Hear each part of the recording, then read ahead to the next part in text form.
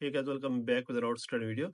Guys, in this video, we will discuss how to get latest iOS 26 wallpapers themes in your iPhone, iPad, or any other iOS gadget. So simply, guys, you can do it very easily. So first of all, guys, you may just open the settings of your iPhone or iPad, and guys, you make sure that you have an active internet connection.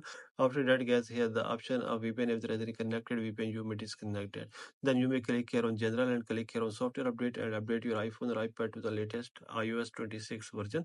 Then you may scroll it down, and here you may see that here is the option of wallpapers in settings. So click here, and guys, here you may click here on add new wallpaper, and here you may see all new wallpapers, latest iOS 26 wallpapers. So now you may select any wallpaper from here, or you may also customize any wallpaper here easily, or you may click and hold for some seconds, and then you may click here on edit and click here on edit wallpaper, and you may also edit your wallpaper from here easily.